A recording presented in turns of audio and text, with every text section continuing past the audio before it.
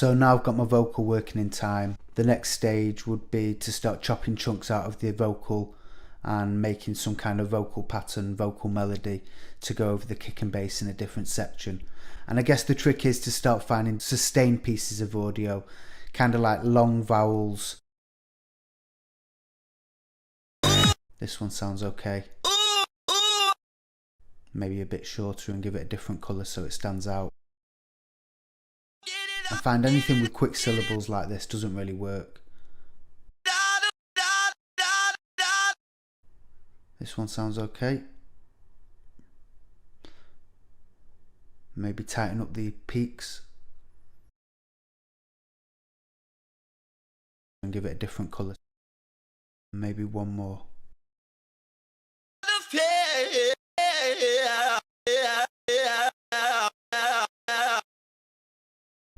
And you know, it doesn't have to be exact because you can always go back and change little different pieces of audio. It's just to get a groove starting with, and anything that I don't like I can replace later on.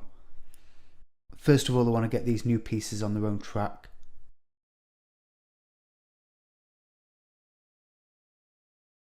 Give myself a bit more arrangement to play with.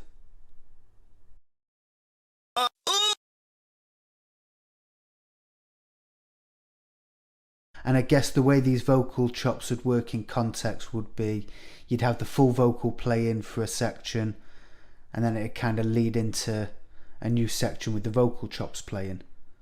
So I'll build the arrangement a little bit, and I'll just add a filter on the kicks so there's a nice transition going into the vocal chop section. So with my auto filter, I'll put a low cut slope on. I'll press A to see the automation screen. And now I can start drawing in some dots, building a ramp and creating a bit of tension before this vocal chop section's about to kick in. Maybe I can get rid of the last kick as well.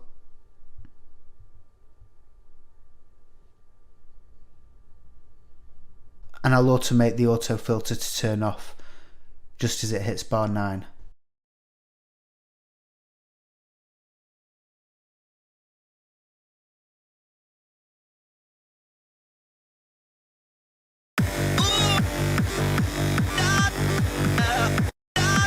And now we'll start arranging these vocal chops to get a new rhythm on the go. I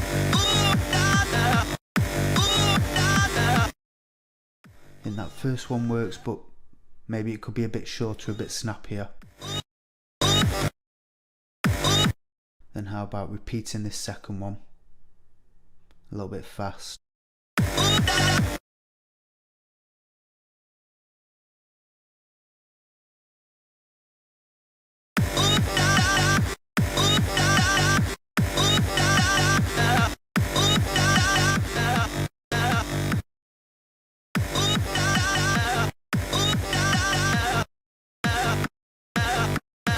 And the last one can act as a hook. Maybe replace the last one. Try stretching the vocal out a little bit.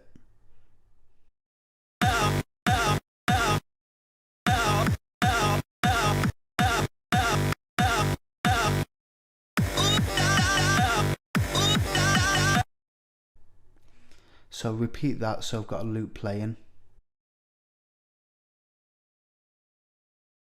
Take out some pieces to give it a bit of variation.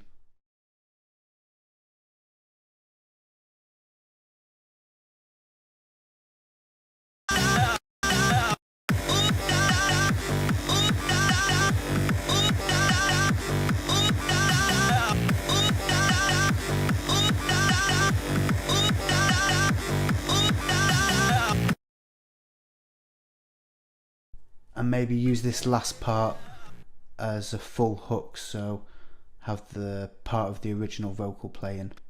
And I guess now it's all a lot of trial and error, tweaking it just to get it sitting perfect. Later on, once I've got the groove working, I'll start adding some processing and effects, but for now it's just all about getting a vibe working that sits well with the kick and bass. And less is more. I always find that it's easy to go overboard with these things and I end up stripping back a lot.